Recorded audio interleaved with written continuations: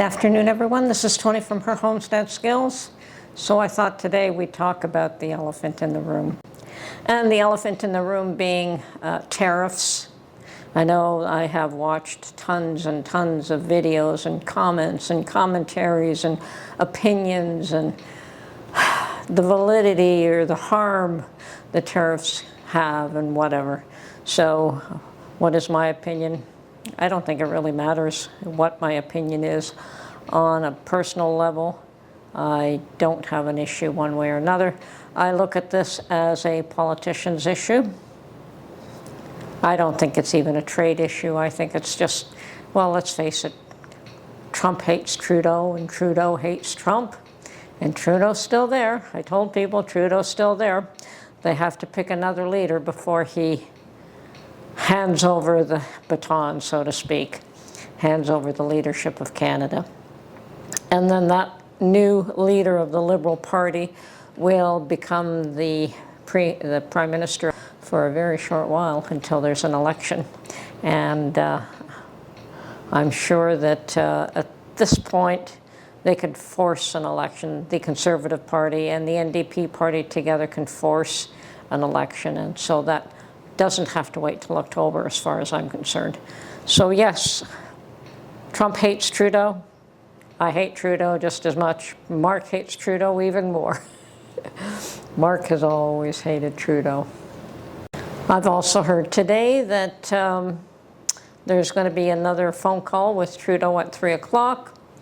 I've also heard that the tariffs on Mexico have been put aside for a month, and she has agreed to put tons of people on the border to try to prevent drugs from coming across. I don't know what arrangements they're going to make with Trudeau and whether they're able to make any arrangements to put aside the tariffs for a while. But I know our Ontario Premier is all gung-ho to he's taken all the American liquor off the shelves, and he's canceled a huge contract with Elon Musk for Starlink, which is too bad. I'm sure that there were a lot of people in the rural areas that would have liked that to happen. But that's the consequences of tariff wars, and that's what we're calling them now. We have a tariff war. Do I believe that Canada is going to be hurt? Probably. Do I think that the Americans are going to be hurt? Probably. There are some people in America who think that they won't be hurt, but everyone will. Anyone who drives a vehicle will be hurt because Canada does supply 60% of America's oil right now through Alberta. And that is why Danielle, the Premier of Alberta, is, well, she's also a conservative, so she's a little bit smarter. But anyway, as I said, we'll see what happens. Yeah, there's push and pull, and who's going to win, and who's in power, and who's, I'm bigger, I'm smaller, I have this hammer, and you've got that one, so we'll see what happens. I know that there's so much integrated back and forth in the car industry, so that's going to hurt car manufacturing. I've heard rhetoric that who needs Canada? Well,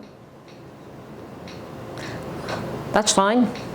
I'm sure it'll hurt us. I'm sure it'll hurt the U.S. You do need us, and we do need you. We've been partners forever. But on the upside, like I said, it'll work itself out. I'm not terribly worried about any of it. And my opinion is just that nobody wins. Nobody wins. In a turf war, nobody wins. And this is basically a turf war. Who gets to do what, and what price am I going to pay for what, and what price are you going to pay for what, and the issue of, anyway, I won't get into it anymore.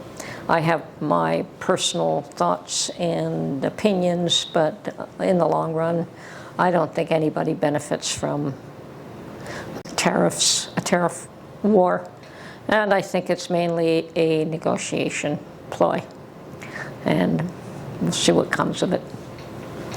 Somebody wants something and somebody else wants something else, and maybe we can make things happen and maybe we can't. You know, it just depends on who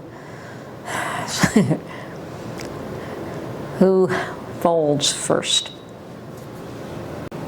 Now, Canada definitely has to get a lot smarter about a lot of things, and we know it. And one of the things that Pierre Poilievre, and that's how you pronounce his name, Poilievre, suggested that, and I'm surprised it hasn't been done before now, and that is to open fair trade between Canada's provinces. We don't have fair trade, and we don't have things going the way they should. I mean, we should be getting, you know, the pipelines going all across Canada from Alberta and supply the whole of Canada with Alberta's oil. So hopefully it's a wake-up call for Canada to look after themselves first. And I know that Pierre Poilievre has stated that if and when, and we believe it's a when, he becomes the Prime Minister, he will push to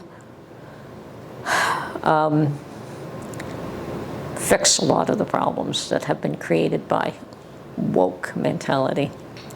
And of course, that's what it is. So anyway, I have been very busy cleaning up. As a matter of fact, one of my somebody's pipe burst and it affected my apartment, and yeah, it was a nightmare. So I've had people in here this morning. And I had a whole lot of mop up to do yesterday, which wasn't fun. I was pretty furious because it isn't actually the first time. So, but what are you going to do? Either I move into a more expensive apartment where these things don't happen, and I probably only have half the space. I mean, I'm in an older building, and the older ones are much longer. I've got probably about 1,200 square feet here, which is pretty awesome. The newer apartments, you're lucky if you have half of that. And I don't think Mark and I could survive being that much on top of each other. You know, at least we can have a little bit of a distance from each other. Even sometimes when we use the same room for an office, you know, well, maybe I can just leave for a little while if he wants to do something privately, or if I do, he can leave, you know, that sort of thing. But yeah, it's, I was accustomed to a little bit more space than that anyway, or more rooms that, you know, your own room where you can do your own thing. Like when the kids were gone, we each had, you know, it was a 3-bedroom, and we each had a room that we could go off on our own and do our own thing without being on top of each other. And here we're only in a 2-bedroom, but they're good-sized bedrooms. So good-sized living room, nice little dining room, small little kitchen, but it all works. And unfortunately, rents are through the roof here, so there's no moving. So we'll stay here and put up with some of the old building nonsense that we have to put up with. It's par for the course. Yeah, so Mark is out and about again, running a few errands, you know, his own personal errands, and doing a few things. And giving me a little bit of a break.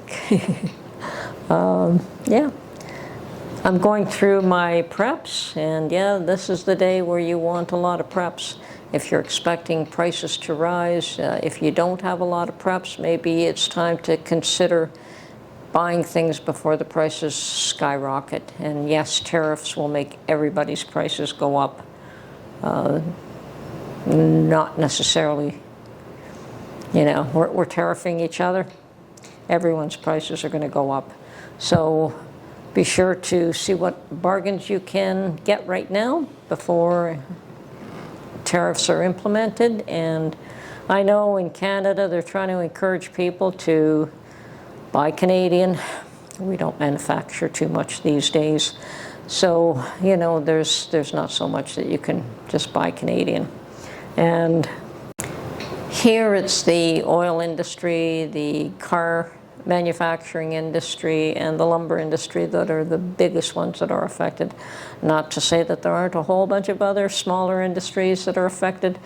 But anyway, I think 3 o'clock Trump and Trudeau are going to have another phone call. They've had one this morning, and that's kind of interesting that they weren't able to resolve things on the first phone call, and another second one is required.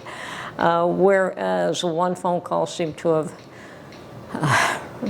created a resolution anyway between Mexico and the U.S. Yeah, these are negotiating. It's negotiating, and yeah, NAFTA is going to be renegotiated. NAFTA, the USMCA, which used to be NAFTA. I'm familiar with the term NAFTA, but it's the same thing, and it's up for renegotiation in 2026, which is only a year away, so this is probably preliminary negotiations anyway. So, yeah, Trump is doing what he said he would do, and if people are happy with him in the U.S., good for you. I'm sure that we're going to have issues with Polyev, that people are going to hate him and others are going to love him, and they probably do already today. Anyway, I thought I would not totally ignore the elephant in the room, so that's my 2 cents for what it's worth. I'm not taking any hard lines with anything. Anyway, this is Tony from Her Homestead Skills. Have an awesome day, everyone. We'll talk to you real soon.